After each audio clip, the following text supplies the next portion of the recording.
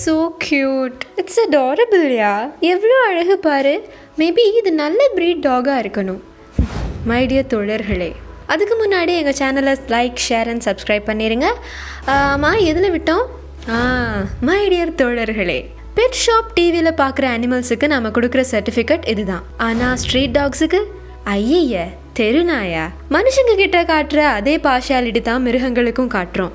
நாய்களை பொறுத்த வரைக்கும் எல்லா நாய்களுமே நன்றி உள்ளது தாங்க.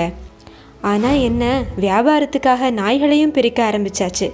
சே, நம்ம ரோட்டில் போகும்போது எத்தனையோ நாய்களை அடிக்கிறத பார்க்குறோம். ஏன் ஆக்சிடெண்ட் ஆகி அப்படியே நடு ரோட்டில் கிடந்தாலும் அதை அட்லீஸ்ட் சைடில் எடுத்து போடணுன்னு கூட தோணாதில்ல. ஏன் அது ஒரு உயிர் இல்லையா? அதுக்கு மட்டும் வலிக்காதா என்ன?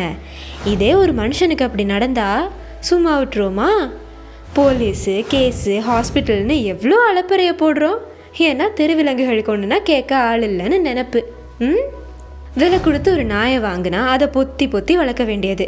அதுக்கு டைமுக்கு சாப்பாடு கொடுக்கறது என்ன, அதுக்கு வீடு கட்டுறது என்ன, பேர் வைக்கிறது என்ன. இதே தெருநாய்னா சும்மா இருக்க சங்க ஊதிக்கெடுத்தானா ஆண்டிங்கிற மாதிரி சும்மா சிவனேன்னு இருக்க நாய்களை கல்லெடுத்து அடிக்கிறதும், அது மேலே பட்டாசை கொளுத்தி போட்டு அதை துடிக்கிறத பார்த்து சிரிக்கிறதும். நம்மளாம் மனுஷங்க தானான்னு நமக்கே டவுட் வர அளவுக்கு ஏன் டார்ச்சர் பண்ணணும்? ஆனால் பாருங்கள், தெருவில் இருக்க அனிமல்ஸையும் ஒரு உயிராக மதித்து அதுங்களுக்கு சர்வ் பண்ண நிறைய நாடுகளில் நிறைய ஆர்கனைசேஷன்ஸ் இருக்குங்க. பட் நாம் தான் அவங்கள யூஸ் பண்ணுறதே இல்லையே. ஹியூமன்ஸுக்கு ஆர்ஃபனேஜஸ் மாதிரி அனிமல்ஸுக்கும் ஒரு சொசைட்டி இயங்குது. நம்ம ஊரில் கூட இருக்கே. Blue cross of India, people for animals, Yashua animal trust, animal welfare and protection trust, animal welfare board of India, இப்படி இன்னும் நிறைய இருக்குங்க. நமக்கு இருக்க அவசரத்தில் இதெல்லாம் பண்ண நேரம் இல்லைப்பா அப்படின்னு சும்மா ரீல் விடாதீங்க.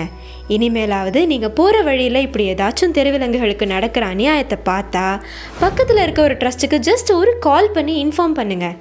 மற்றதை அவங்க பார்த்துப்பாங்க. இது எதுவுமே செய்யாட்டியும் பரவாயில்ல, அட்லீஸ்ட் மிருகங்களை கொடுமைப்படுத்தாதீங்க, அதுவே போதும். புண்ணியம் தேடி காசிக்கெல்லாம் போக வேண்டாம். இப்படி ஒரு உயிரை காப்பாற்றுறதும் புண்ணியம்தான்.